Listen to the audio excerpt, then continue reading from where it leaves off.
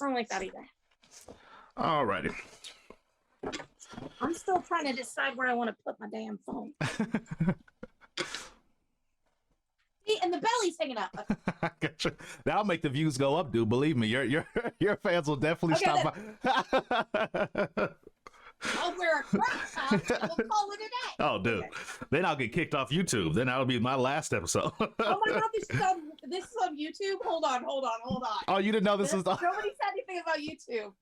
Instagram is one thing. YouTube is a whole no. Do you have a YouTube page? Are you on YouTube at all? I don't. I don't listen. I don't have anything. I fell into this. Oh, did you really? Literally fell into this. No joke. Yeah. Well, you're killing it, dude. You're absolutely killing it. I don't feel like I am, but thank you. I really don't feel like I am until I ask for help, and then I'm like, people give a shit. Mm-hmm. Oh, let me intro, and then we're definitely going to talk about that, because I saw that post the other day that you reached the goal. Dude, that's fantastic. But let me do this. Yeah. Okay. All right, making sure everything comes in good. You're good. I'm good. I don't know what this is talking about. Oh my gosh. I'm getting so many pop-ups right now. Also, during the interview, my camera is not located where my laptop is. So you won't be, it'll look like I'm looking over here, but I will be looking at you, even though I'm not directly facing you. Okay, I'm trying to turn off. Yeah, there we go. Where did you go? Okay, I'm trying to turn on my do not disturb, because then, my phone will go off every 5 seconds. Right. I gotcha. I'm doing something else. All right. What's good, everybody? It's your boy Anonymous, the author, aka Anonymous Rap Guy, and I am back with another Ohio BBW Network interview. Today we have the awesome, the fantastic, the cute, the kind Miss Dina. How are you doing today, ma'am? I'm good. How are you? Did I say that right? Is it Dina? Dana? It is. Yeah. Okay. It's spelled Deanna, but my family has always called me Dina for years. Okay. So. Gotcha. Yeah. So I figured this will be a really straightforward, easy interview. Talk about some of the things that led me into interviewing you, such as the fundraiser. Is that what we'll call it? Okay. Yeah. The fundraiser that you reached recently, which is just freaking fantastic. Congratulations on that. And just let people get to know you, and then we'll finish it off with the Q&A. How's that sound? That sounds great. Cool. So first up, nice meeting you face to face. We've been talking on. We've been talking on Instagram for a while, so it's nice to actually see you face to face in a way, I guess. But the reason that I originally reached out, or the reason that you caught my attention, was because of what the situation that you were going through in the fundraiser that you had initiated, or not that you initiated, but that one of your friends had initiated to support you. So can you just touch on that, and we can talk about that for a second? Sure. I'm moving here in a little bit, and I just was like, I cannot take this bed that I'm currently in. I've had it, I've been on it for about, 6-7 months, and I've broken it down already. And I've had other big fig beds and things like that, but they're expensive. Right. And I went to look into financing, and it was like as much as a car payment. And I was like, I can't even afford a car payment. Right. Much less an actual bed payment. So I just posted on my page, hey, does anybody have any leads on like a bed that I could just have, or, pay less for, maybe one they've used or whatnot. And one of my friends on there, she goes under the page Sacred Space.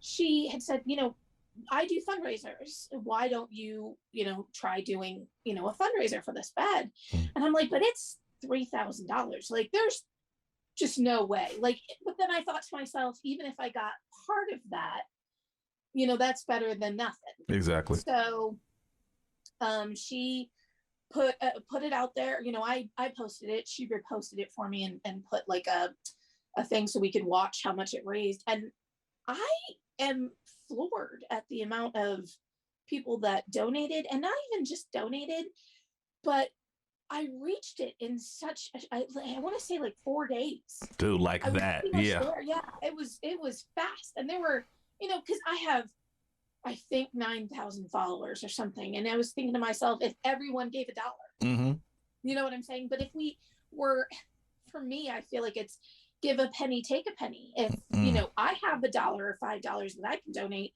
to anyone else, then I definitely would do that. Cause I do follow her page and see a lot of other fellow fat folks that are, you know, out there struggling because let's be honest, you know, between, you know, life in general and bias of being fat, you know, you're going to A, make less money, and B, I've been kicked out of apartments. No joke. Because, oh, completely. Yeah, I've been, and, you know. For what? What was their grounds? They said they just didn't want to renew my lease. But when I called, the way the apartment was set up, it almost was in a hill. So you walked into the second floor, which is where I was, because, you know, I wasn't going up and down the stairs. I got you. And so we were in this apartment, but the floor underneath us kept having bathroom leaking issues. Now, let me also state that this building is 46 years old. Jeez. And had cast iron plumbing. Okay. That's how old this building is. Jeez. Right. So they come in, they change everything in my bathroom. And, you know, it's an apartment. So, of course, you know, they took small, you know, things and little shortcuts here or there as they're unearthing the bathroom. And they put it all back together. And they're like, listen, you know, we just don't want to renew our lease. So I call and I say, so what's the reason you don't want to renew the lease? Because I'm getting period. I'm getting pissed off. Actually, and at the time, my husband was alive, and he was the one taking the call because he's much nicer than I am. And he's, you know, taking the call, and I just get pissed, and I'm like, so you're telling me you're discriminating against us because we're fat? And at the time, he was bedridden and on disability, and I'm thinking, oh, please say it, because I want to take this to court. Right. Because they're gonna look at the fact that that's an easy W. Right. Please. She's like, no, that's not what I'm saying. She says, I'll get to the, I'll contact corporate. I'll let you know. I'll be darned if the apartment underneath us is suddenly vacant and we're able to move in. Wow. Yeah. Dang. So they never legitimately said, you know, it's definitely this. Right. As soon as you told it over their head, they're like, oh, well, we have a space right here for you. Wow. Suddenly, I don't have to move out in a week. Right. It's magic. But this particular move is, after my husband passed away, I moved in with my dad, and he's been renting this house for years, mind you. I've lived here for a year, and they're like, oh, we're going to sell it. Jeez. Really? Gotta love family. No. He, not him, but like the owners. He's the renter. Oh, okay, from the owners. Okay. The owners have decided that they are going to sell the house, and I'm just like, why wouldn't they? Why would they not? Right. If I didn't, what is the old Irish saying? If I didn't have bad luck, I wouldn't have any at all. Yep. That's true. I'm in the same boat. I feel you. Yeah. And you know, when it's happening to you, it feels so surreal almost. It almost feels surreal. It's like there's no way that all this horribleness is lining up with me. Like there's no way that this is possible. Okay, so it's not just me who feels that way. No. Like there's no way that like I lose my husband while I'm in the hospital, mind you. Oh wow. And then I didn't know that. Move out of my apartment because I'm down to one income. I move into a house. My kids they refuse to unpack. And this is what makes me sad, because they say that we're just going to get kicked out or have to move. I feel horrible that my children feel like when we live someplace, they can't settle. That it's not for long, yeah. That makes me feel awful as a parent. But there's not much, some of these things that there's nothing I've had to move for. There's not much I can do about it. Yeah, and as long as you're renting from people, and that's the way of the world, honestly. Like, renting is just it's so much more affordable in the world that we live in, especially with houses costing, $400,000 or $500,000 for a freaking hole in the wall. So yeah, you're just at the mercy of these, I want to say vultures, essentially, that just prey on everyone they can. So yes, first off, I'm sorry for your loss. We definitely gonna transition into that conversation about if you feel comfortable talking about it. I will try not to cry. I'm feeling strong today, so I think we're good. Okay. We're good. Okay, I got you. You're a very strong woman. Like I say, you not only do you you're very open online, which I really appreciate. You really talk about like what you're going through, what your thoughts are, and the causes you support. So first off, thanks for coming on, and thanks for being such a guiding light to people. Your fans love you. They absolutely love you. I like, that's the thing, is like you just said, fans. Like I've talked to a few people online, and they're like, I never thought I'd be able to talk to you. What are you talking about? Like I will never consider myself anything other than a person putting myself out there, whether it be good or bad. And you'll notice, like I'll go on there and I'm like on there, constantly and posting, and then I'm like, why am I doing this? I keep posting the same stupid pictures. I'll look at my peers on here, and they're out, living life and going places and trying new things and like putting themselves out there so much more than I am, I feel like. And I don't feel like I have much to offer, Okay, well, first off, let me stop you right there. Okay. You have a bunch to offer. Like just from stopping in and checking in on your page, like you have a great energy about you. You're a content creator. People love stopping by your page and commenting. So people want like content from you. So don't say you don't have anything to offer. You are valued and appreciated, not only in the BBW plus size community, but just on social media in general. Like you do numbers. Whenever I post a picture of you, or whenever I say, hey, we're going to do this with her, like the numbers go crazy. So you are definitely appreciated. And the second part is, how do I want to phrase this? Do you date? Let me ask that question.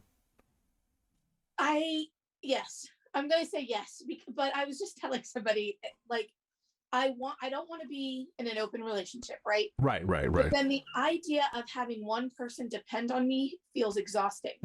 So I think maybe I shouldn't. No, I'm definitely open to the idea of dating. Right now, being with my health, being in bed, I'm not sure how that works or if that works. Yeah. I feel like I'm almost giving half of myself until I'm able to be moving and doing things with them. And so I don't feel like it's fair. If that makes sense. No, that's not true. Somebody who's with you should appreciate you for you, not for what you can or can't provide or do for them or with them. It's just to have it's just to have that energy. You know what I mean?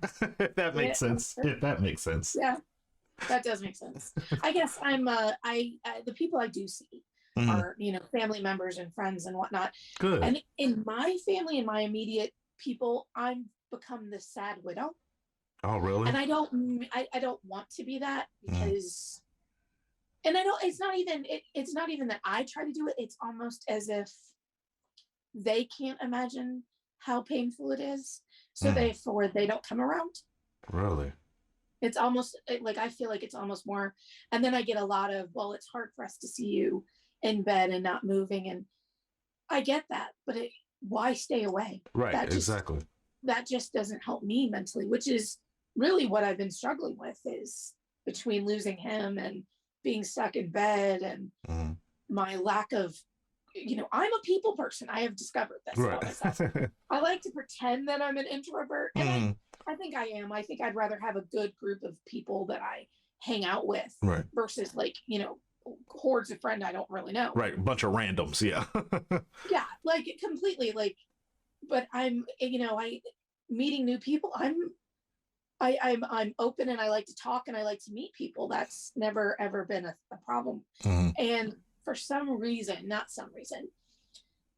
people have always told me a lot of things, like opened up completely to me within minutes of meeting them. Wow.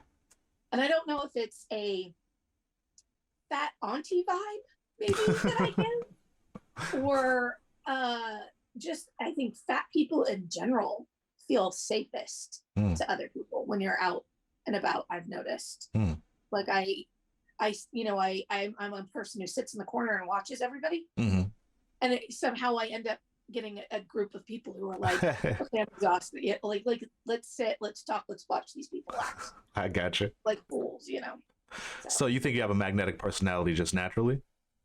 Or do you think that comes with you being plus size, or do you think that comes just from a natural aura that you emanate? I don't think I could pick one. I think it's both at the same time. Gotcha. Yeah. I think I've moved quite a bit in my lifetime. Like I was, born in Virginia. I lived in Canada. Then I went to high school in New Hampshire, and then I moved to Indiana. No joke. Oh my goodness, you've been all over. Yeah. And also I, being from the South, you talk to everyone. Like, you don't that's not, it's always been a thing. My mom would go out in the grocery store and like talk to the person next to her getting eggs. That's just how I grew up. And so you said, where are you from originally? Where are you from in the South? Virginia. Virginia. Okay. Yeah. I think I've lived in Indiana the longest. 27 years, I want to say. No joke. Yeah. Met my husband here. And he was born and raised from here. So how'd you guys meet? How'd you all meet? Now I'm curious. On a dating line on the phone. No joke. Okay. This is back in 97, 98. So I called a country radio station because I figured country boys are nicer. Right. Like, don't even start. So you call this thing and they charge you per minute to listen to your recordings. And he was actually one I didn't mean to hit. There were like 3 of them and I was like, oh crap, I've hit the wrong button, but I'm just going to go ahead and leave this guy a message. And that weekend I had 3 dates.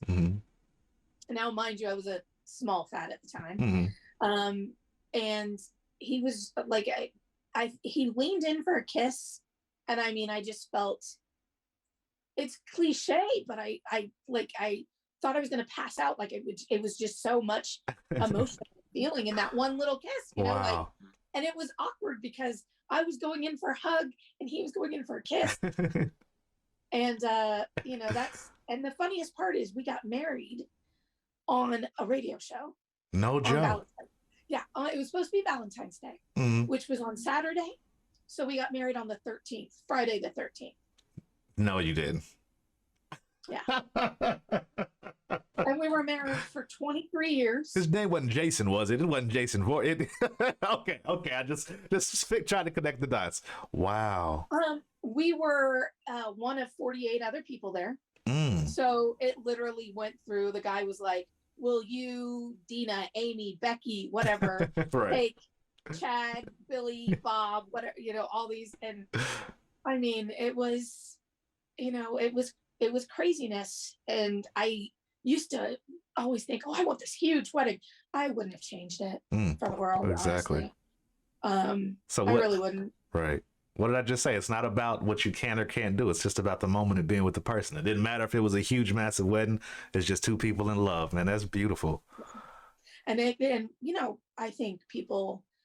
love is such a crazy construct that people have, put in social media or on TV or whatnot. And what it is it's work. Yes, absolutely. You're never going to be at the same place, usually at the same time. You're usually one person struggling when the other one's not. And you have to be there. Even if you're struggling, you have to acknowledge your struggle. Yeah. But you also have to be there for this person for whatever reason. It's maintenance. I mean, it really. Yeah. I was watching a TV show, Rick and Morty, randomly. It's a very inappropriate TV show, but it's maintenance. It's a lot of the time it's boring. A lot of the time it's the same thing over and over. But if you want to maintain that relationship and that bond, it's just maintenance, and that's a very simple but very awesome concept. Like you just have to maintain each other. That's exactly what it is. And I think what I miss the most about him is I miss my best friend. Yeah. The person who had the inside jokes. And I mean, there were a lot of inside jokes. Like we made each other laugh a lot. I could be so mad at him. So mad. And he would make me laugh. And I'd be like, oh, I hate that you can make me laugh like that. Oh, I can't believe you did that. But like that is, and what I loved the most towards the end of it is he was so okay with him and so okay with us that he would allow me, not that you need permission, but he was okay with me putting myself online I was like, I'm going to keep my marriage separate in case I want to do some modeling or something like that to keep it To keep him safe in a sense. Right. Yeah. Yeah. And he was like, that's totally fine. And I'd ask him for the longest time, like, do you mind if I put this picture out? Like, my belly is hanging out. Do you mind? He was like, no. He was like, this is you. This is what you're doing for you. Like, I'm okay with that. He was very good at being okay with us and our marriage. And even when he wasn't, he was very good at articulating that. Or maybe I was good at knowing his triggers. Right. Picking up and on noticing, like, you know, my mom always called it, you know, when a dog gets mad at you and they put their ears back. I'd be like, your ears are back. Right.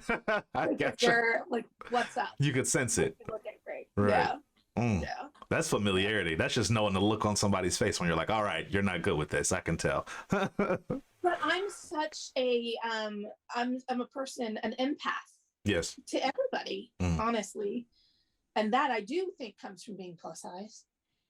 Is break that down. Like, because it's honestly, think about any plus size person that you meet that's not an empath, you're almost taken aback, like, whoa, how did you get to be so ballsy? In my mind, I'm like, how did you get to be like that? Like, I feel like growing up, I got told 100 times, you have such a pretty face. You have the prettiest skin. I would date you if you were thinner. Oh, wow. Oh, that one always. I didn't even connect the dots. I was like, what's wrong with telling you you're pretty? I see what you're saying now. I see what you're saying. I just have a pretty face. No, I see what you're saying. That's terrible. Yeah. That's terrible. It is awful. But you know what? Like, in my mind, when I'm online, that is my privilege. I am lucky enough to have a bone structure, or my husband used to tease me, I have a very pronounced chin, which makes sure that I don't have a double chin. Like, I don't have a lot of this, which is funny because my daughter, she's like, Mom, how come I have too many chins? I was like, wait until you're older, your face will thin out. Right. Don't worry, like, you're my kid. Right. I looked round, younger, not so much now. Gotcha. But it's like, it was just easy because if you smile at people, if you present yourself as this gregarious, happy person all the time, mind you, right, you can't be unhappy, which is why I shy away from posting a lot, is because recently I've been unhappy. So why would I spread that? Right. Does that make sense? No, I know exactly what you mean. No, I know exactly what you mean. It's one of those, like, I don't feel good, so I don't feel like I should share these feelings with, like, the world, because I don't want to get everyone else depressed. Exactly. So how long have you been feeling depressed? Like, because you say you haven't been posting in a while, so have you felt depressed the whole time, or is that just recent? Oh, the whole time. I spent quite a bit of time in old folks' home / assisted living for a year, honestly. Trying to get moving, and you know, and I loved being there because I loved the ladies, my aides, and we ended up having to put a couch in there because they would come and hang out. Wow. Just because you had the hangout spot. Like, this is when I realized I'm a person who enjoys people. I kept myself, what I like to call my depression demon was doing a real good job telling me nobody wanted to hear me, nobody cared, and I had pulled myself away from everyone. And that got me to my sickest point, literally sickest, like kidney failure and 3 different kinds of infections. And oh my goodness. It was bad. It was real bad. And they said when I got up to the hospital, they're like, we don't want to send you home. We want to send you to a assisted living. And I was like, oh my God, I'm fat and going into it. Oh like, gosh. Oh my God. Like, this is, and of course, 3 months into it, that's when my husband calls an ambulance because he doesn't feel good. He can't breathe. And this is awful, but I wish it had been COVID, because that's what I was thinking it was. Right. Come to find out, it was a pulmonary embolism. Oh my goodness. So he didn't even make it to the ambulance before he passed. Oh my gosh. I unfortunately he's not telling me all of this. He kept a lot of it, you know, we're on FaceTime. I'm not there. Right. And he kept a lot of it to himself. And I wasn't aware of how bad it had gotten. Oh my how God. bad, like I knew he was having trouble breathing. I just didn't realize how bad it was. So, I mean, it was, and he, like I said, he had been bedridden for years. So he goes to the hospital often. It wasn't like it was a big thing. It wasn't anything right? new, So right? I figured he'd go. They do the normal thing. And, being this, boy, I don't know if you want to go all the way in your interview. It's whatever you feel like sharing, man. Like, we're here for you. Whatever you feel like sharing, whatever gives you therapy, whatever you need. Well, we'll be here all day. The medical fat bias is ridiculous. And he could never get the help he needed. They knew what they needed to do, but nobody wanted to do it. Legitimately, what I'm wondering if I want to tell his business, but it's not like he can yell at me. He ended up Jeez, Dina. Okay. I'm sorry. That was just dark. That was dark. All right. We're back. We're back. Goodness gracious. All right. This is how my children and I go. We're very sarcastic. So the kids will be like, "Oh, is that hard for you?" Oh, well, my dad's dead, so I can't believe you just said that. It's Your true, kids are awesome. But I can't believe you just said that. Kids are awesome. Oh, they're great. But like he was very sarcastic too, so I can't. He ended up having he had his belly removed at one point because he had an infection, several infections. And what ended up happening was his scrotum was so swollen over time that it was literally dragging the floor. Oh my gosh. I believe there was a TLC program with him about somebody else who had it that had the same issue. And so he'd go to doctors, he'd go to the hospital, he'd spend days, 9 days, the longest. Oh my and goodness. They'd say, they'd call urologist and they'd be like, "You don't want me to cut that off. You don't want me to take care of it." And he finally did find somebody. After he died, I found his email. I was able to hack into it and find an interaction with him between the doctor who did the surgery for the man on TLC. He was in California. And he was so discouraging. Really? Even he was like, yeah, he's like, he was like, "At your weight right now, I don't feel comfortable doing it." And I'm thinking to myself, most of this weight, that thing had to have weighed 80 to 100 pounds. Oh my gosh. He was so miserable. Right. And as much as like that was happening to him, he was still a present husband. He was still a present father. So he was a great man. That's what it sounds like. Yeah. From the bed, like my kids and I joke now because I would mention something I liked and he would spend so much time researching it, finding the best price, finding, like my daughter would say, "I really want this kind of computer." He would spend 3 days researching this computer and be like, "Okay, this is where I found it. Like, this is where the best price is." Like he did as much as he could from where he was. He never let that stop him.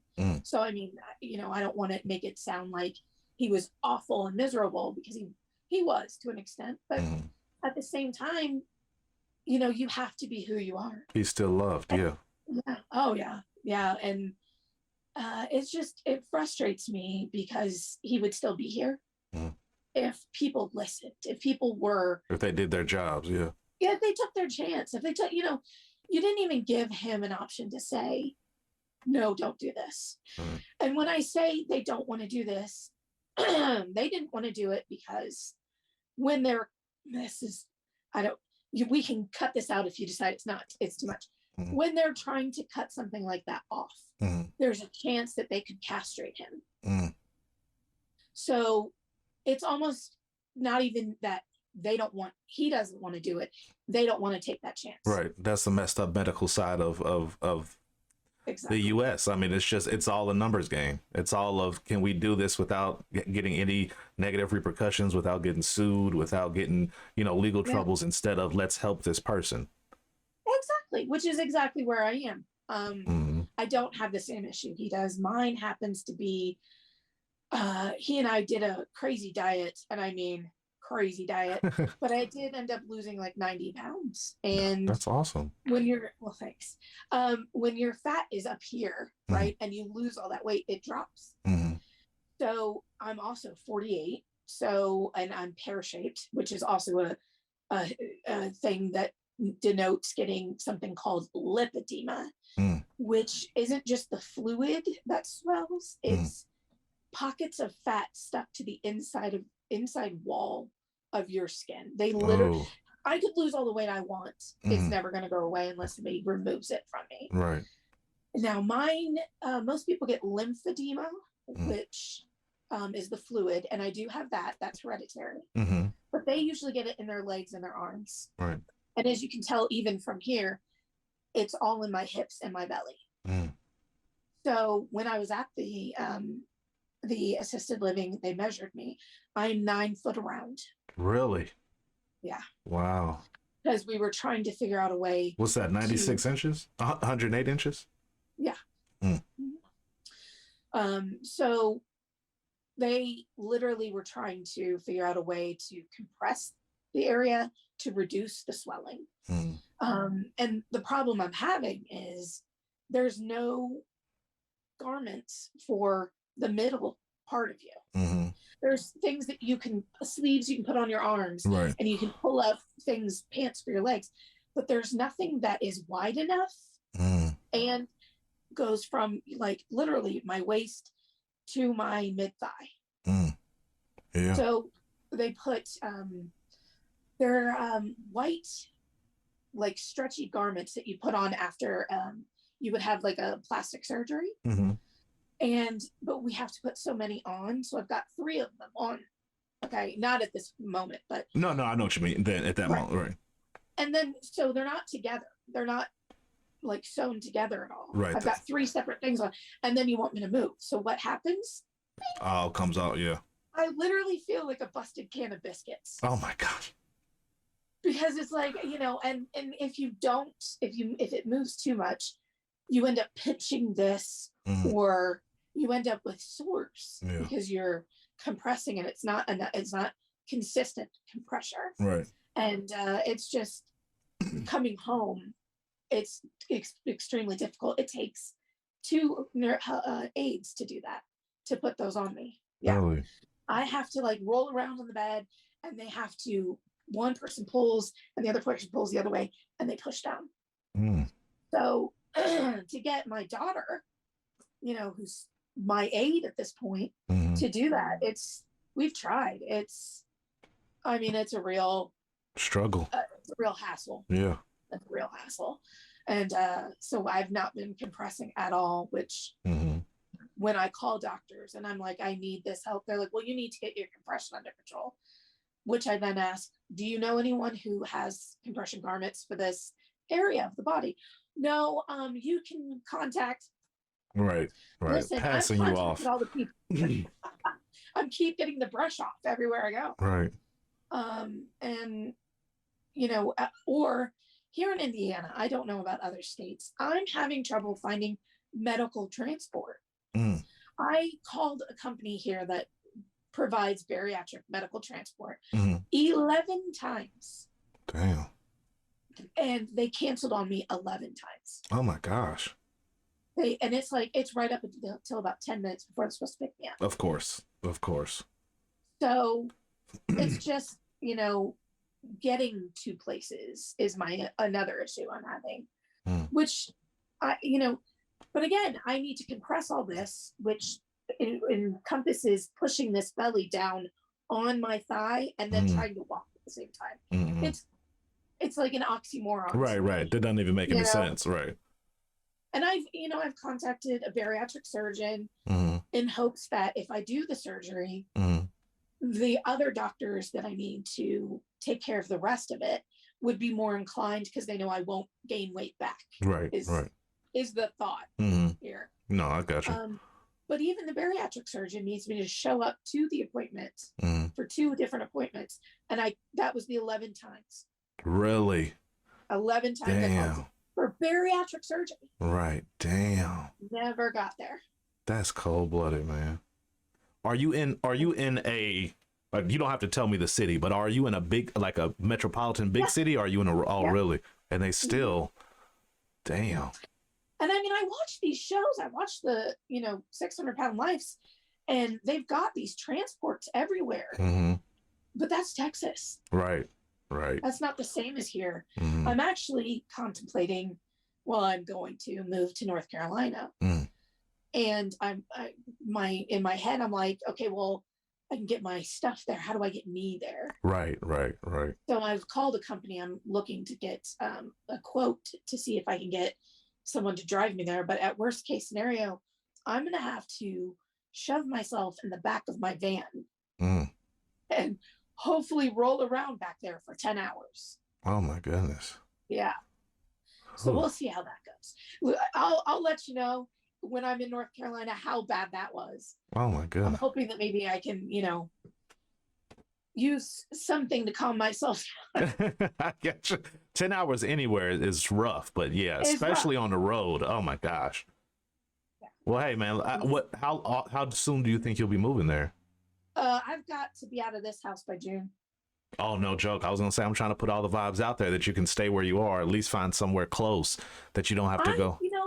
And I love the area I live in, but I'm telling you what, I don't want to stay here and struggle for another year just so I can struggle another year. The housing market, the rent around here is astronomical. Yeah. Where I'm looking at moving is at least $500 less a month. Yeah. I was gonna say, I don't know where you are in like say in Indiana, and I don't know what their rental prices is, but I'm in Cincinnati right next door, and it's mortgage here is like $650, like for I think the home is 30-year mortgage. The home is like $250K. Like, it's very affordable. My dad lives in a place, I mean, it's hoodish, but he only pays like $425 a month. Like, it's moving like to these like big city. Like, I always wanted to move to California or New York. Like, that was my dream. And then you see how much they're paying for rent. It's like, that's half the deciding factor. Like, that's really, it shouldn't cost you. You shouldn't be able not to live just so you can house yourself. You know what I mean? Exactly. And then I don't know if you have any kids, but send your kids to a good school. And don't get me wrong. This is the oxymoron of it all. I live right outside of Indianapolis. So we don't want to send our kids to IPS because, it's the school in the hood and, and right now there's not a lot of shootings, but there's a lot of stabbing over drugs and things like that. Like, there's been 7 stabbings in the good school there. Right here in our school where I'm paying like $1,500 for rent. There was actually a school shooting 2 years ago. Wow. So it's like, right, exactly. But we live in the area where it's like city. We're kind of going out, and then 2 blocks you're in nothing but farmland. Yeah. So you've got these people who are going to school from the farmland with your kids, and their parents have guns. Yeah. And they're teaching, which is fine. Teach your kids guns. I'm not that kind of parent. I don't own one, but at the same time, teach your kids respect for a gun. I know my father took me to, I'm one of 3 girls. He took me to the shooting range, and he, before you walk in there, there's several rules. You can't just walk wherever you want. You have to like yell clear. You have to put your gun, you have to pull it out. Like, teach respect for what you're teaching your children. Don't just take them out in the backyard. Absolutely.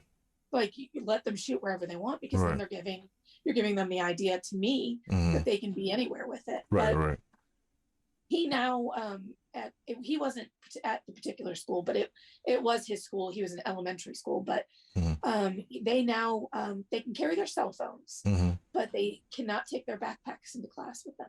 Really? Yeah.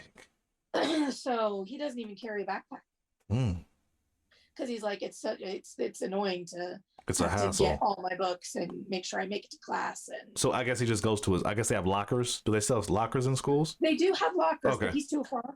He wears, because he's a kid, he wears a hoodie and he puts his everything's iPad. So he puts his iPad in whatever book or anything in his hoodie. Oh yeah, dude, I'm old. I forgot. Yeah, iPad. You don't even need books. You just literally just have one thing for everything. Right. Yeah. He needed to write a letter, and he was like, "Mom, do you have a pen and paper?" I was like, don't you have notebooks? Right. But No. I have a office supply fetish. Oh, really? Kidding. I love a good pen. I love a good pen and a pretty notebook and like the fresh. Come on, it's nothing like it. Paper. It's nothing like it. I just want you just gotta flip the sheets and smell them. Just I just recently got him just a couple days ago. He got Diary of the Wimpy Kid, but he got the whole box set, and he like takes the book out, and he flips it. He's smelling the pages, and I'm like, oh, Kindle, oh, iPad, what you've done to our children. Right. That's hilarious. He's just like, he's running his hands down all the books. He's like, look at all these books. And then he pulls out, there's like a diary that you write into. And he's like, Mom, nobody's written in this. I was like, yeah, it's brand new. Right. It's yours. That's now, hilarious. Mind you, it was, $78 for this 16, yeah. Books. That stuff is expensive too. Yes. That's why it's all online. Yeah, there's no cost to print and paper. Yeah, when it's digital.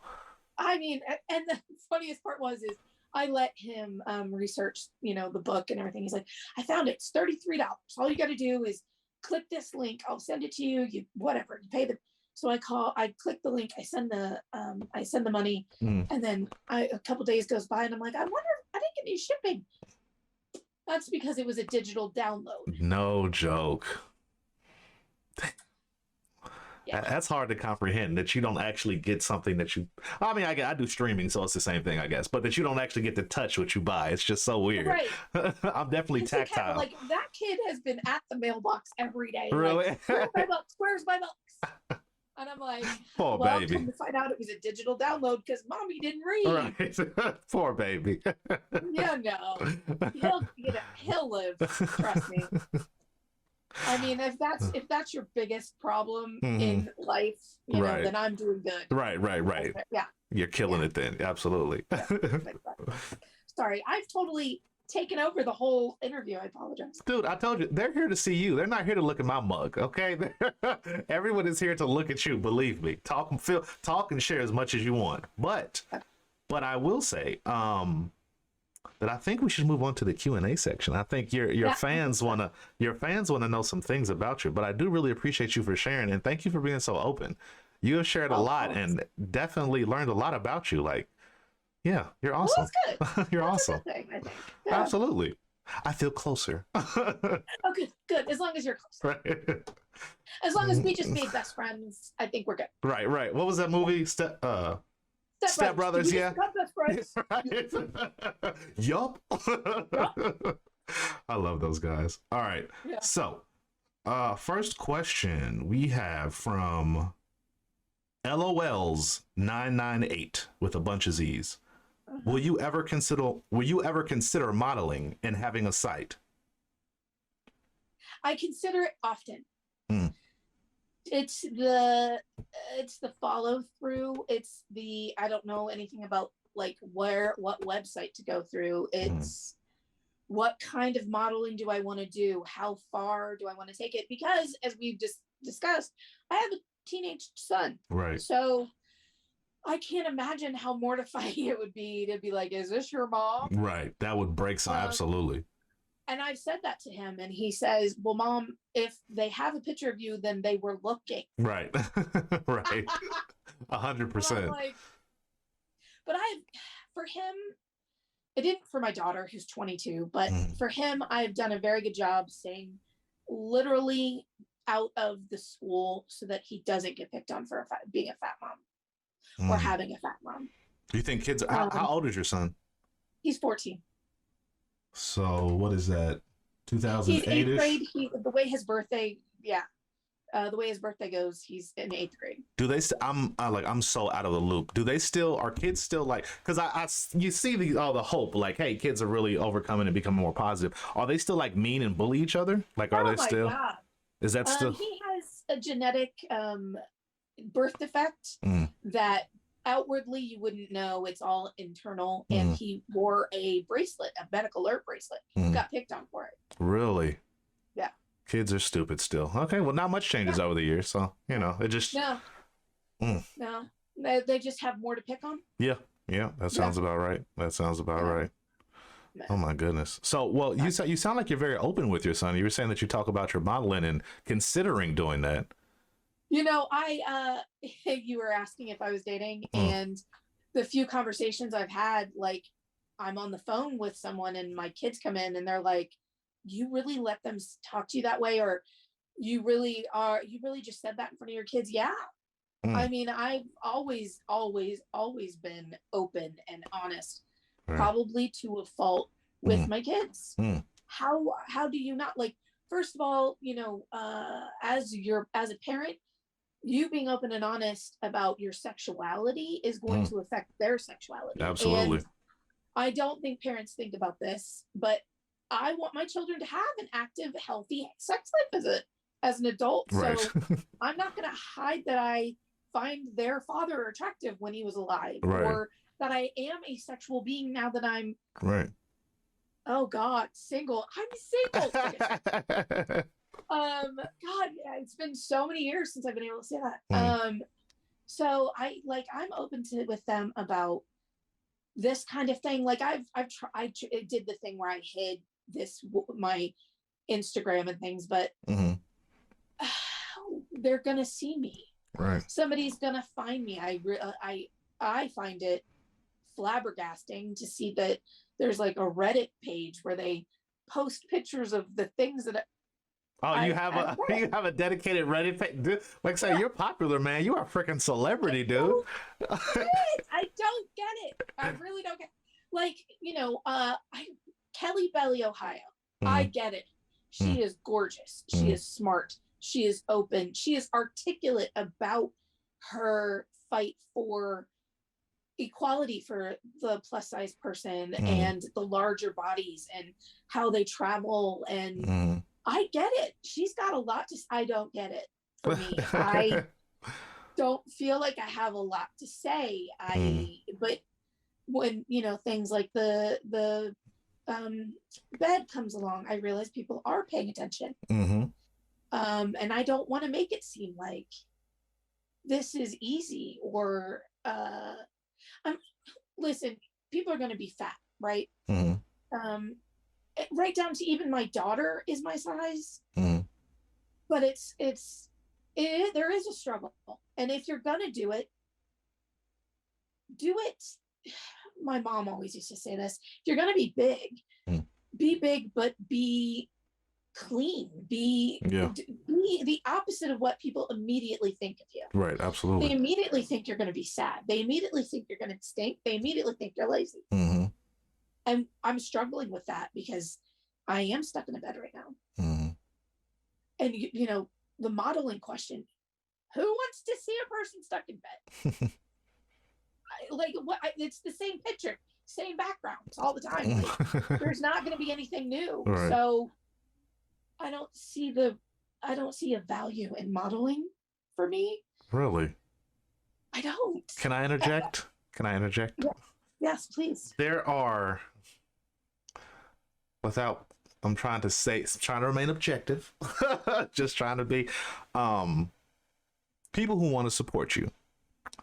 I think that even if you took a picture of your pinky finger, they would value the effort and the time that you put in to present them with a picture that is something originally yours. Let me just say, I think that your supporters value you in whatever setting, in whatever situation, in whatever, I don't know, circumstances that you're put in. So I wouldn't try to think of, just a suggestion, I wouldn't think of it as this situation that I'm in, I'm stuck here and I can't do anything about it. You should think of it as I get to be more creative because of the situation that I'm currently in. And even though that I'm in this situation, I have a whole bunch of people who love and support me and want to help. Not only just, I don't want to keep saying help because they're not necessarily helping you because they're getting something out of it. They get to interact with you and, right, comment on you and see something, but it's a mutual relationship. It's not a relationship where, they're taken from you or you're given to them. It's like, for monetary stuff, just like they help you with the bed. They want to show you that they really do care, support, and, think about you. You are worthy, you are loved, and you're appreciated. I want you to know that before this interview ends. I want you to know that that you are loved, you are appreciated, and yeah, you're awesome. I appreciate that. I think someone else had asked, and I think this is going to roll right into that. Mm-hmm. What is the difference between being sexualized and fetishized? Mm-hmm. I feel like, sure, I have a lot of followers, but about 1,000 of them actually care. The rest of them are just seeing skin. Yeah. Or seeing this large. I've never, like, my husband, again, I was a small fat, and he liked big girls, don't get me wrong.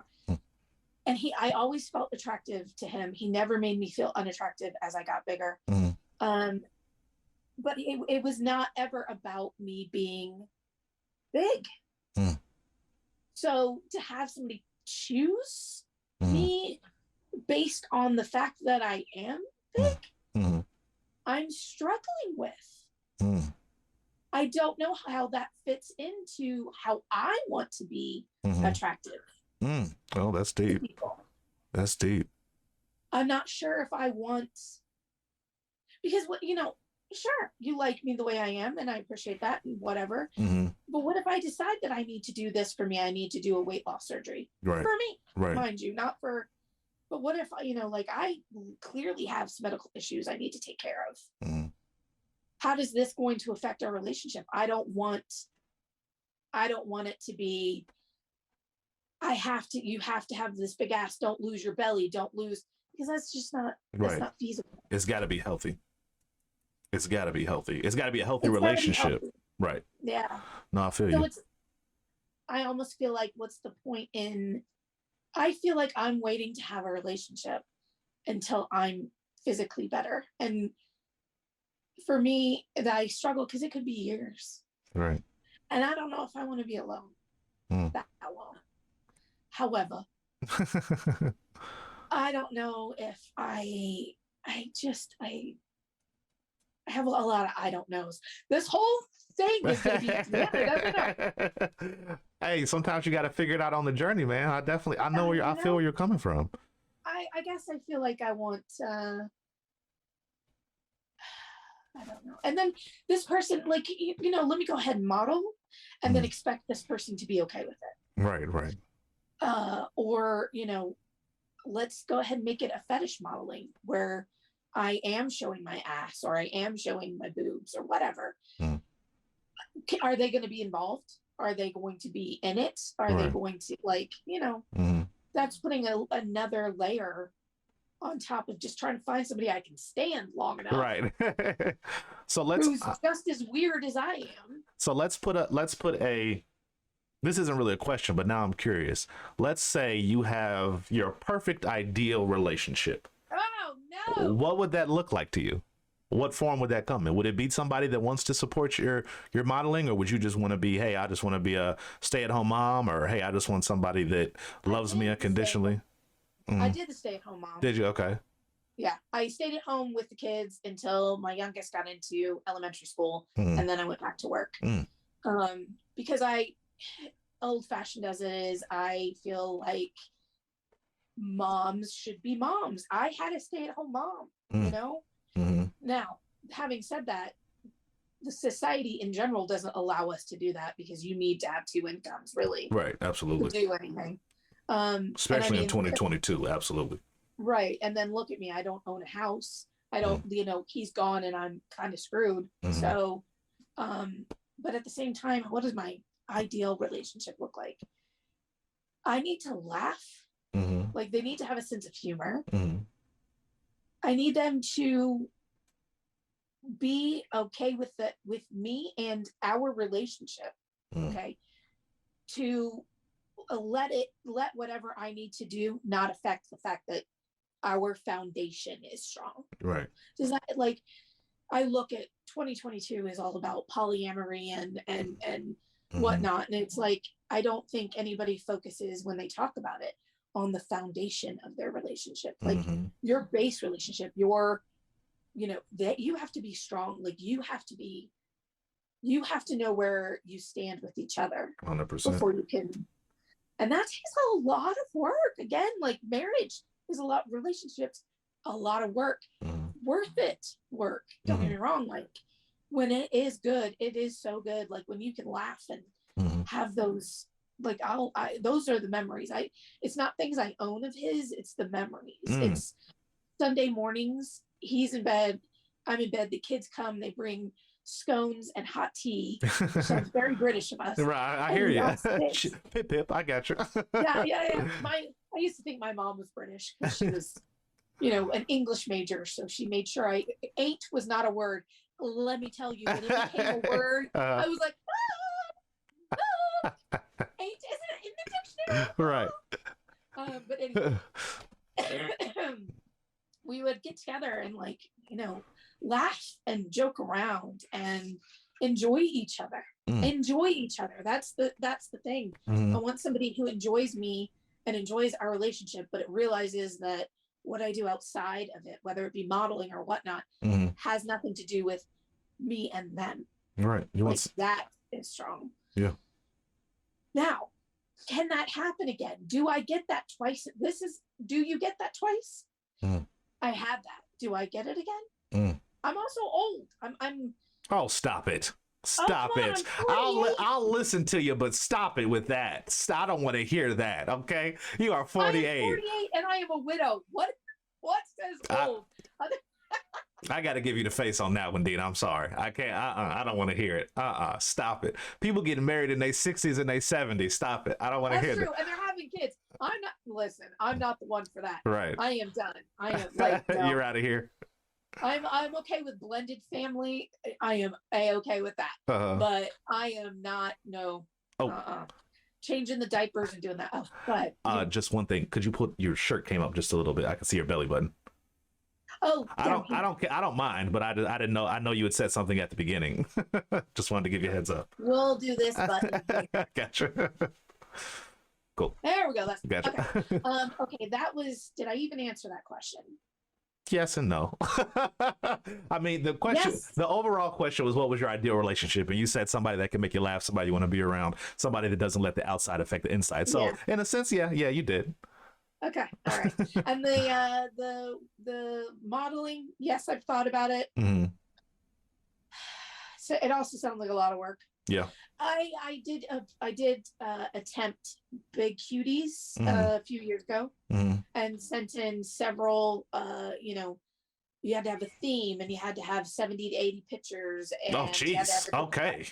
Oh, yeah. I had to have a different background and I did 3 of them. And then they were too blurry. You had a 4-minute video. I didn't know what to do for 4 minutes. There was too much noise. They kept kicking it back. Right. There was always something. And I was just like, this is a lot of work. Right. It's a lot of work. And that's what I think stops me from doing modeling on my own. Okay. And modeling, can we stop using that word? I'm not a model. I'm just a fat person living a life. Got to give you the face again. No. You in this face. It is modeling. It is absolutely modeling. Modeling is, because you call modeling, like if you have a freaking, I don't know, a laptop that you put on, take a picture of it and you're trying to show it off, that's technically modeling a laptop. It's just taking something of value or of beauty and trying to appreciate it in the best possible ways in a photograph. That's what I think anyway. So but what makes me any more beautiful than anyone else to be taking pictures? Nothing. The fact that I grew a belly. The fact that you are you and you have people who want to support your modeling. Like, it'd be different if you were just like, if it was just you with no followers and nobody, and you're like, I'm just taking pictures. Technically, you're modeling for yourself, but you are technically modeling. It's just appreciating your beauty. Come on, you've seen those people who are like, I'm a model, baby. And they're just like, whatever. Yeah. I don't believe that. It's just person. Like any Tom, Dick, and Harry can say, this is gonna say, I like music. I make music on the side. I can call myself a rapper, but unless I'm actually getting paid or I have people supporting me or I have actual fans, I'm not really a rapper. You already have. I'm gonna say from talking to you and just your the initial your beginning opening thing, yes. You're fast, the way you talk, the voice you've got a cadence that is very into music. And I can I would listen to that. Well, shucks. I would definitely listen to that. Yeah. No, but like I said, you're getting me off track, ma'am. Don't think you're going.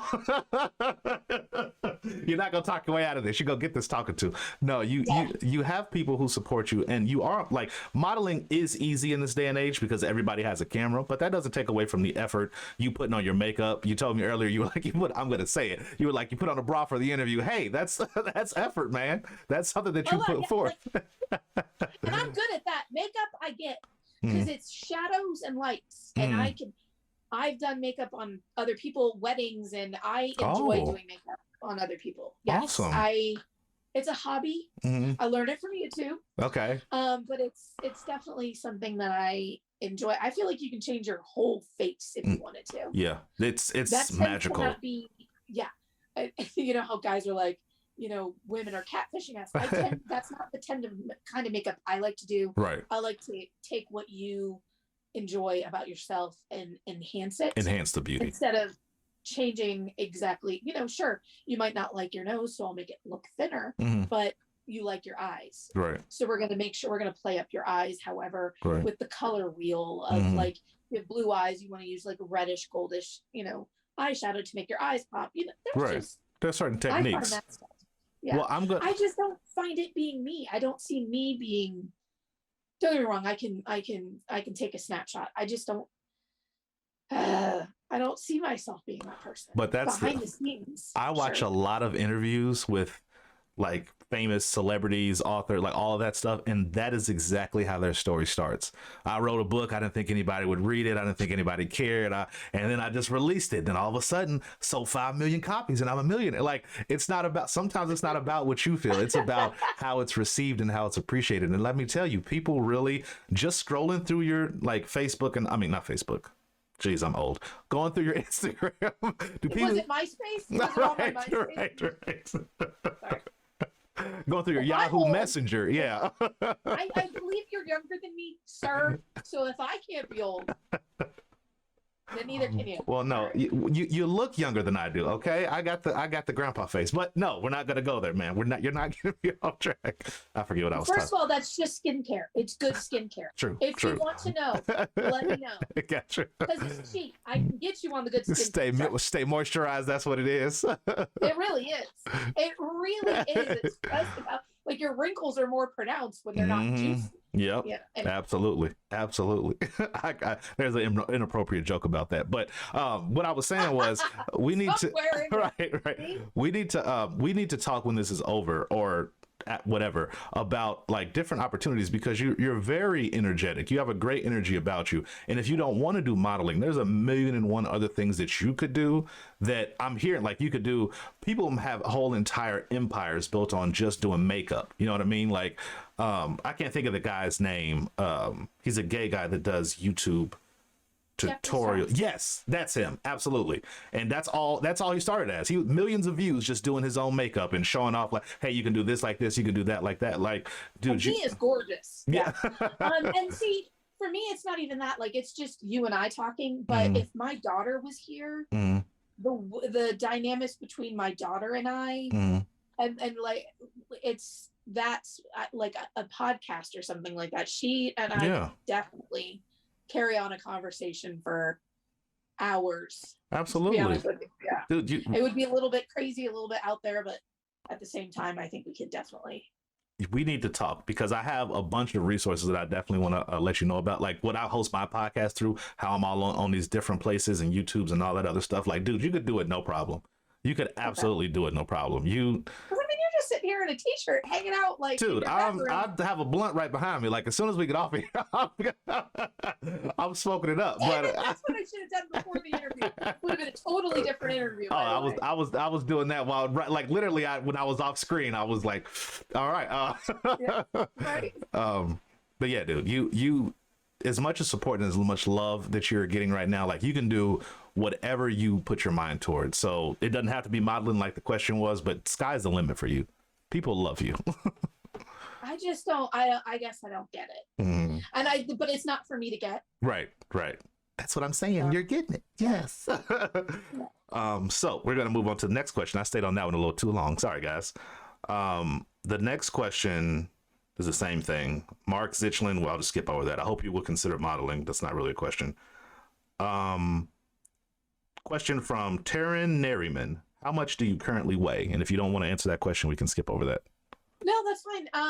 I at last weigh, which was at the assisted living place, it was 574. Okay. Now, from the looks of it, people keep going, well, you got to weigh more than that. I don't think I do. How tall are you? 5'7". Okay. However, as much as like in this view, and even if I was to hold you up, like, yes, I've got it a lot here, but my arms and my legs are normal. And like this part of my body is like, I can't tell you how many people would be like, you wouldn't know you were fat until you stood up. Oh, wow. Really? People are stupid. People are just mean. Yeah. And they want to, they can't stand to see a fat woman happy, enjoying herself. Right. And I get a lot of times, I get people going, you're so confident. I don't understand how you do it. What do you mean? Because I got dressed and came out and acted like a human being. Right. While being fat. Right. Oh my God. Right. Like think before you. Absolutely. I don't know how you're a bitch and you still walk out. I'm just kidding. I don't know how you leave the house. Right. Why aren't you small-minded? Exactly. How do you leave the house and are okay? Oh, they would love that comeback. They would love that comeback. Or I would love that comeback. I don't say that. Right. But the wheels are turning. The wheels are turning. I never think of something smart to say till 20 minutes down the road. That's how it goes. Yeah. You're driving down the road, half an hour, and you're like, oh, I could have said this. Like, I hate when that happens. You're just driving around looking for somebody else to say the exact same thing in the exact same way. Like, I got something for them. All right, next question from John Carruthers. I don't know if this question is about the interview or what, but he says, what type of work are you going to be doing? I don't know. Do you have anything coming up, or was that just a question about the interview? I think that might have been a question about the interview. No, okay. I don't have anything planned. However, this dude I'm talking to in an interview really has an idea. Also, another friend of mine is like, hey, we should design a t-shirt logo. And I was like, I could do that. I just don't want it to be listen, not everyone who is fat is shaped perfectly. Okay. Right. I would be more like, right. I want it to be more representation of someone who isn't perfectly shaped. Does that make sense? Yeah, absolutely. Because not everybody is. Not everybody's fat grows in in the same areas. Top heavy, bottom heavy, middle heavy. Yeah, I definitely know. Yeah, I know what you mean. People have more. I have more belly than I do booty. Some people have more booty.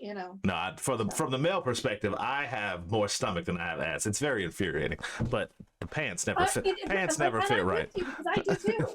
I am so like my family used to tease me. They'd be like, "You have the tiniest little butt cheeks," and I'd be like, "But I'm huge. What are you talking about?" It sucks. But that's like that. My kids and my husband always tease me about that. I was like, whatever. Love my butt and shut up. Yeah. That's what you got to tell them. I'm gonna use that one.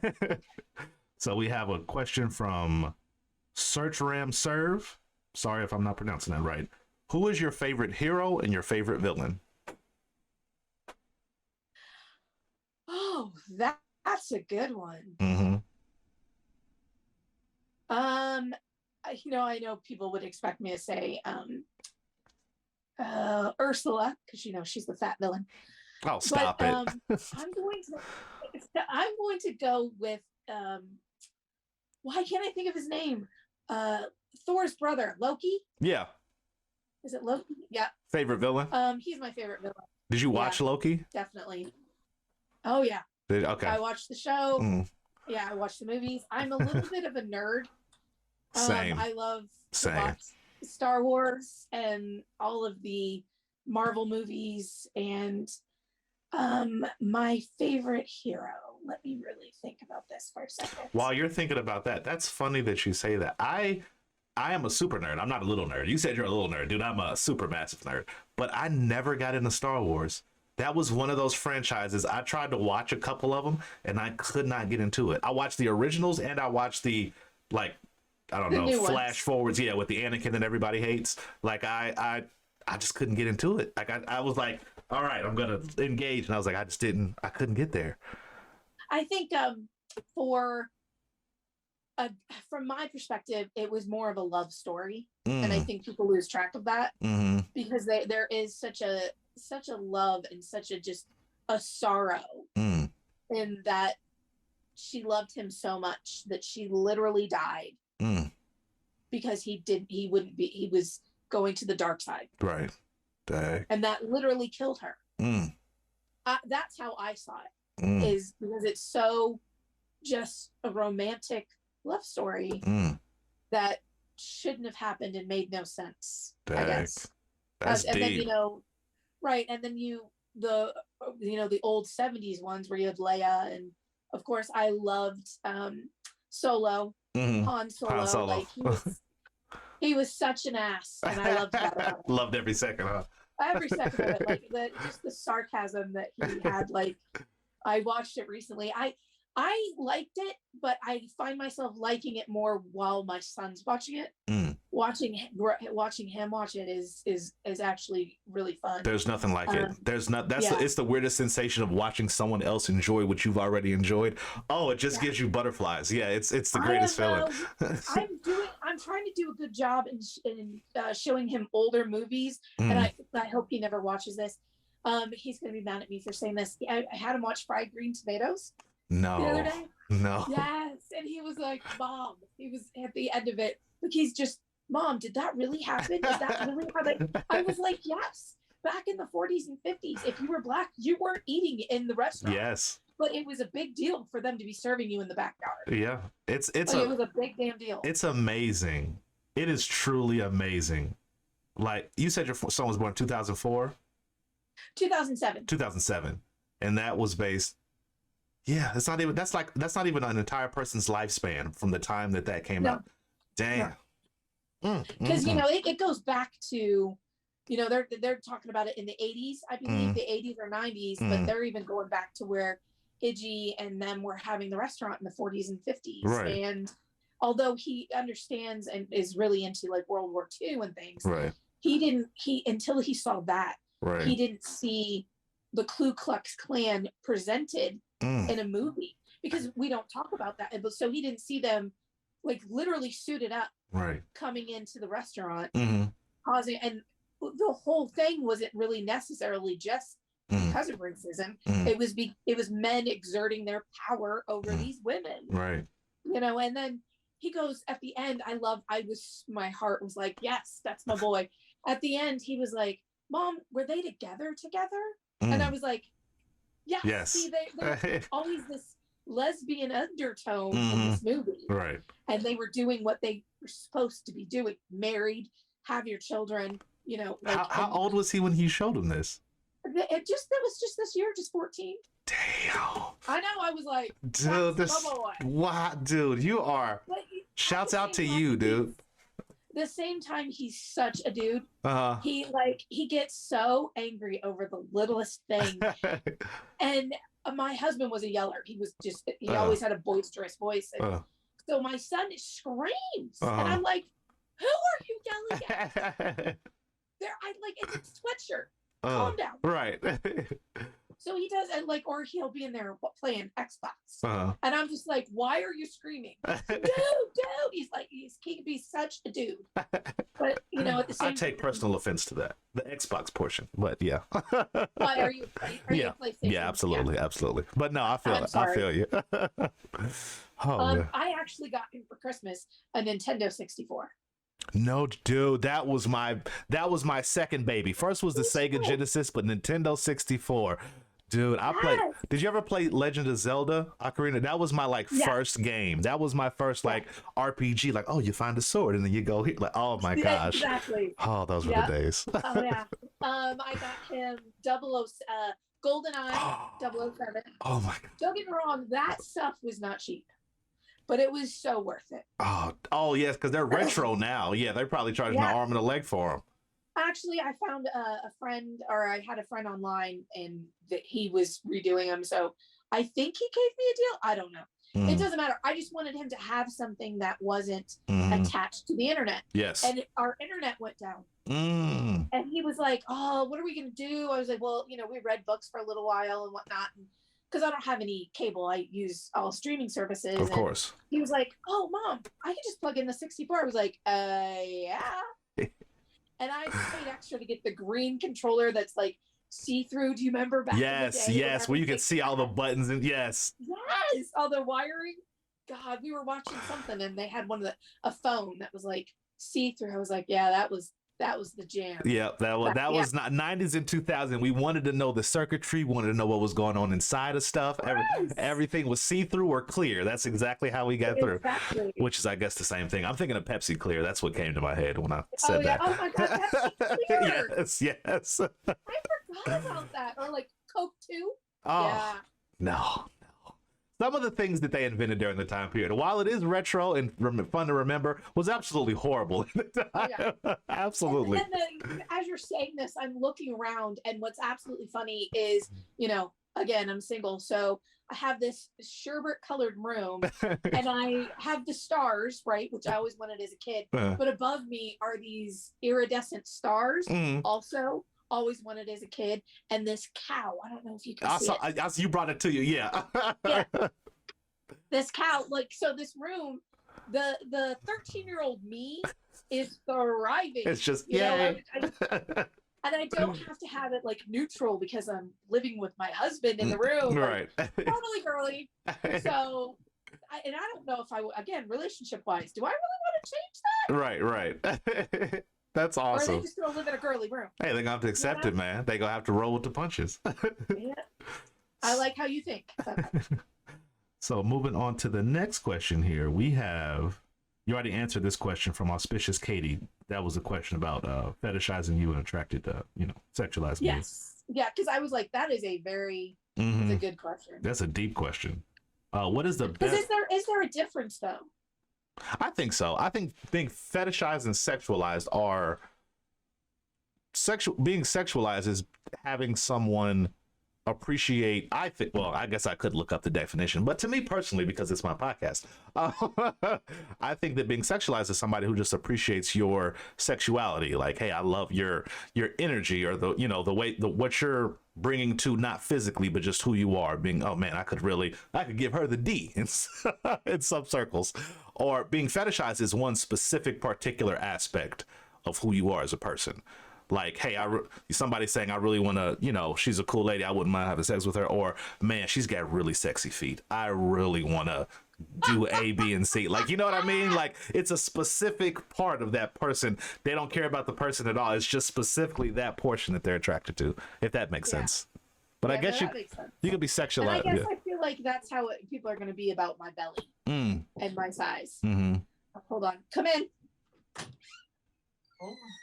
Hi. Okay, I'm almost done. Speaking of the boy child. Yes, I'm still on my interview. Thank you.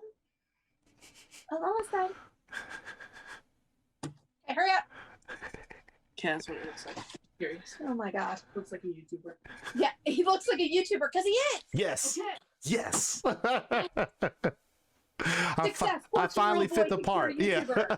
I fit the role. I'm so happy. Exactly. What were we talking about? Yeah. Fetishizing. Sexualizing versus fetishizing. If it's cool, I'm actually not going to cut that out because we didn't see his face. If you're okay with that. Oh no, I'm completely fine. Okay. With that. Okay. Cool. This is my life. Right. The couple hours that we've been talking, like, they were somewhere else. Otherwise, they'd be all up in your grill. Oh, okay. Again, I'm completely open with my kids. I just feel like, how could you not be? How Absolutely. could you not be stuck in this bed and live your life here without being open with your kids about everything? Absolutely.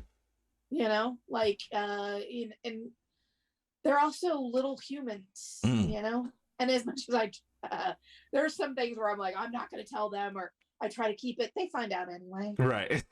I gotcha. Kids are little detectives, man. So I definitely, I feel you. Yeah. Yeah. All right. Well, and they're a big part. Like that. I'm a mom. So that's a big part. Absolutely. Yeah. That's awesome. All right. This is actually the last question. So that's perfect timing. There was one more question, but I don't think you want to answer that one. So Well, ask it anyway, and I'll tell you if I'll answer it or not. We kind of already answered this one, but how's a day in your life? What are you up to these days? What do you like doing in your spare time? We kind of answered all three of those questions. Did we? Spare time though, I feel like aside from binge watching shows, which please leave me suggestions. What streaming service? What streaming service?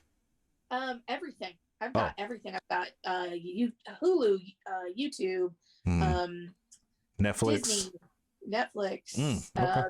HBO Go. Oh, okay. That's what we've been watching. The kids and I have been watching ER. Like old school ER. Like no, with Clooney. Yes. Oh wow. I am trying to get I want my children to be well-rounded individuals. Absolutely. So I need them to know, and so like they're like, Mom, they talk about AIDS so much. Well, back then, it's a AIDS big was deal. A big deal. Yes. And it's funny to me because now it's not funny to me, but it's interesting to me that now they've got like a pill that literally can almost eradicate it and keep it at bay. Crazy. I'm trying to explain to them what's the difference between HIV positive and AIDS, and like it's actually opened quite a bit of dialogue between us and being able to watch it. And the other thing is we live in Indianapolis, and they're like, why is it always snowing in Chicago? I'm like, because it snows in Chicago. Yes. Central Indiana ends up skipping all the weather. Oh, you guys don't get it around us. Yeah. We get the tail end of it. Everybody else gets a lot of the snow. Well, that's just horrible. That's just You're terrible. welcome. Yeah, I'm in Cincinnati. We get the same weather pretty much as Chicago. Like theirs might be a little worse, but yeah, when they get snow, we get snow. When they're snowed in and everything shut down, it's the same exact way here in Cincinnati. Yeah, and see here, it's like everybody else got 6 inches. We got like 2 or 4. So we're sworn enemies now. So that's cool. No, but we still get the wind. Now, here's the thing. It doesn't matter where you are. If you've been in the Midwest, the wind, where it literally is freezing, the tears coming out of. We had a real bad windstorm. It was years ago, though. But yeah, we had a real bad windstorm here, and it shut down everything. Oh, did I lose you? Oh, no. Or deer out there. Oh, Dina, I lost you. You were frozen for just a moment. Oh, all right. Am I back? Yeah, you're back now. All I heard was like the last couple words of what you said. That I'm like a newborn deer out in the snow. Okay. I am not built for snow at all. Legs just turn into jello, huh? They start shaking. It's not even that. I'm just like, I'm middle heavy. Okay. Well, Dina, I thank you for coming on today. I think that'll be we'll wrap up. This was a pleasure. I appreciate you asking and making time for me. Absolutely. I appreciate you for coming on and being so honest, man. You were a fantastic interview. Oh, well, thanks. I'm glad. So I definitely want to have you back on. Like, I definitely want to do like part 2 of this at some point, to check in or check up, or just, hey, I'm not doing anything today. Let's talk. So. Oh, please, anytime. I really enjoyed talking to you. It was easy to talk to you. So. Oh, thank you. I would definitely do it again. Well, Dina, that's been Dina. I have been Anonymous. This is another dope ass episode, man. I'm going to keep these coming. That's my pupper in the background. That's Rocket. Don't worry about him, guys. But thanks for checking us out, and we will catch you next time on another episode of Ohio PBW Network Podcast. Catch you guys later. Peace.